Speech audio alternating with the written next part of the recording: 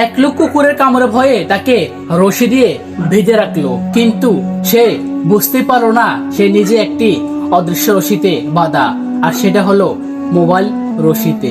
একজন লোকের একটি কুকুর ছিল, সেটি মাঝে মাঝে রাস্তায় ধরে গিয়ে মানুষকে ভয় দেখাতো। একদিন সে ভাবলো, যদি কুকুরটি কাউকে কামড় দেয় তাহলে বড় কোনো বিপদ হবে। তাই কুকুরটিকে সে শক্ত রশি দিয়ে বেঁধে রাখলো। তার বিশ্বাস ছিল এভাবে সে বিপদ নিয়ন্ত্রণ করছে। কিন্তু আশ্চর্যের বিষয়, কুকুরটি বেঁধে রাখার পরও সে নিজেকে কখনোই দেখলো না। সে সারাদিন মোবাইল ফোনে ডুবে থাকতো। ঘুম থেকে উঠে মোবাইল, খাওয়ার সময় মোবাইল, পরিবারের সঙ্গে বসো মোবাইল, এমনকি হাঁটতে হাঁটতে মোবাইল। তার সন্তান কথা বলতে চাইলে সে বলতো একটু পরে, স্ত্রী কিছু বলতে চাইলে সে বলতো ব্যস্ত আছি। বাবা মা ডাকলে তার চোখ থাকতো মোবাইলের দিকে। একদিন তার ছোট্ট ছেলে তাকে জিজ্ঞাসা করলো, আব্বু, কুকুরটাকে কেন বেঁধে রাখছো? লোকটি বলল, যাতে সে কাউকে ক্ষতি করতে না পারে।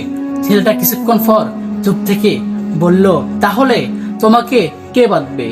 তুমি তো মোবাইলের কারণে আমাদের সময় দাও না, আমাদের সঙ্গে কথা বলো না, তোমাকে তো কোনো রশি দিয়ে বাঁধা হয়নি, তবু তুমি সব সময় ওটের কাছেই বন্দি। লোকটি স্তব্ধ হয়ে গেল। সে বুঝতে পারলো কুকুরের গলায় রশি দেখা যায়, কিন্তু নিজের গলায় রশি দেখা যায় না। সেটি ছিল মোবাইল আসক্তি, একটি অদৃশ্য শৃঙ্খল যা ধীরে ধীরে তার সময়, সম্পর্ক, মনোযোগ এবং শক্তি কেড়ে নিচ্ছিল।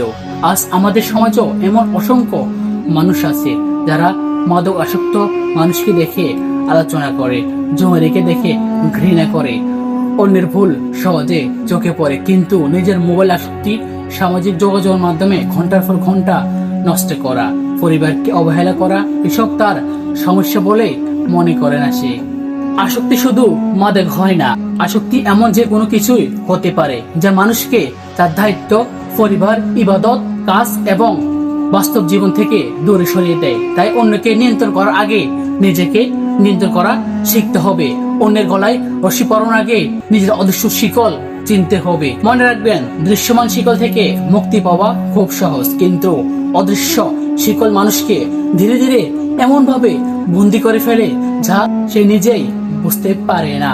সে আর স্বাধীন নেই। তাই কুকুরকে নয়, আগে নিজের মনকে বেঁধে রাখা শিখুন, কারণ প্রকৃত স্বাধীনতা হলো নিজের আসক্তিকে নিয়ন্ত্রণ করার স্বাধীনতা।